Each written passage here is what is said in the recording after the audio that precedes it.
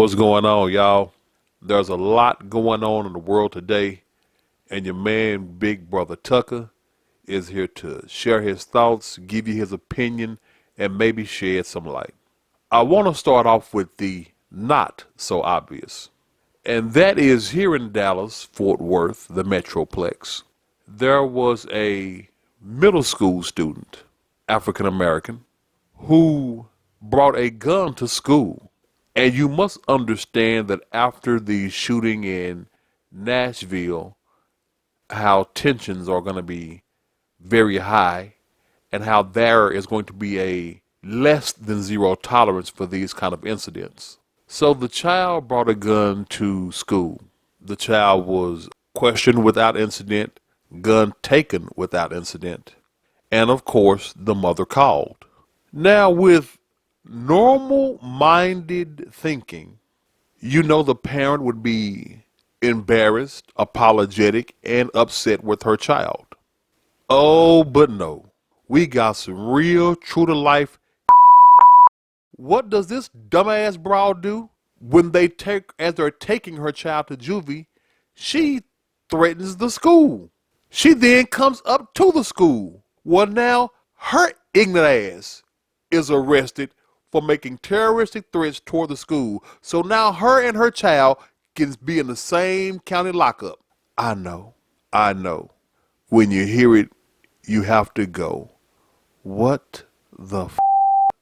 Because I do every time I hear about situations like this. Y'all, and the y'all I'm referring to is the black y'all, the us y'all.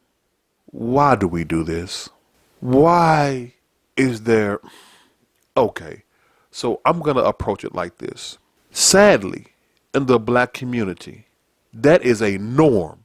That is seriously a norm where you have parents, a very, very large majority, mothers, and a larger majority of that, single mothers. Instead of chastising the child, blame the school. Their child does something, and instead of them chastising the child, teaching them, using this as a teaching moment, they get mad at the school for taking appropriate action. Now, again, I am only speaking from a black perspective because I haven't spent a lot of time in primarily white schools as a parent. And in this community, in this culture, black folks turn into and they do some real. Your child was caught with a gun at school. And instead of you getting in that child's ass, you get upset with the school.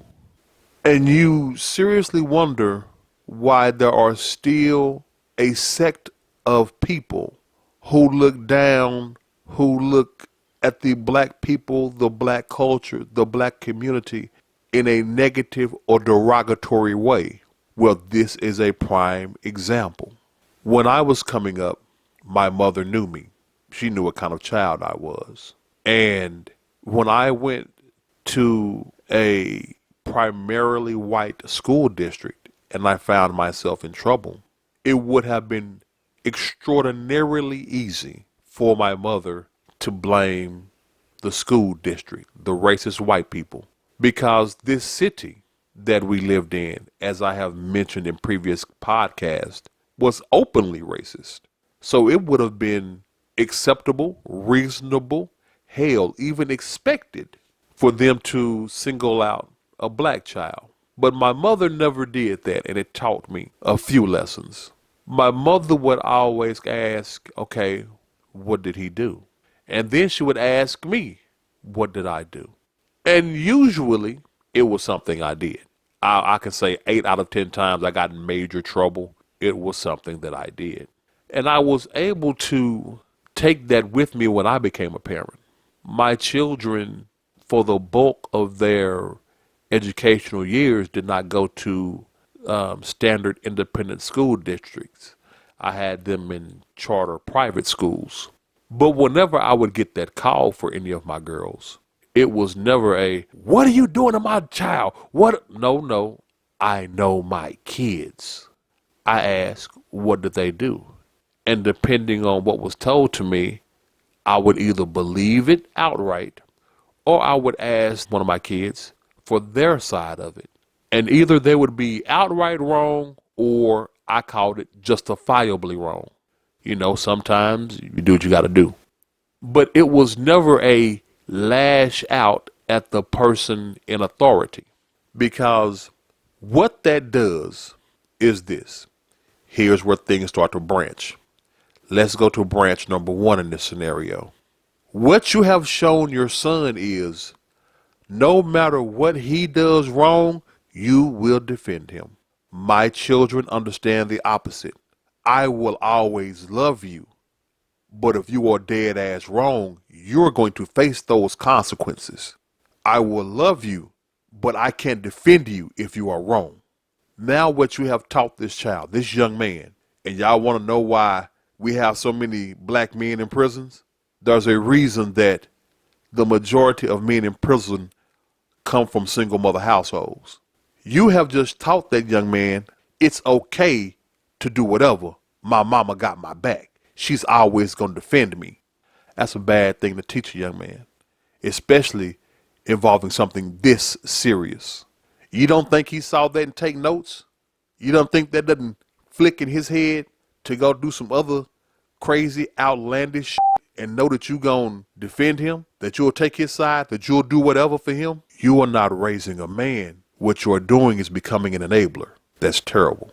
That is a problem with the young black men in our culture, our society, our community today. Branch number two. I literally said this in the previous podcast. Emotional immaturity. He brought a gun to the school. A middle schooler, 6th, 7th, 8th grade, middle school kid, brought a gun to school for what? To solve a problem? To threaten somebody? Because, and this is going to be unpopular to be said and heard, but it is what it is. He's being raised by a woman. Women are more emotional than men. These are facts. Deal with it. This is why wise women will tell you a woman cannot raise a man.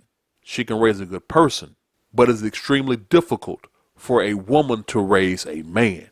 And I am speaking this as a man that was raised by a single woman. When it came to the things that truly make a man, the positive things that make a man, I had to blindly stumble and feel my way through for the most part.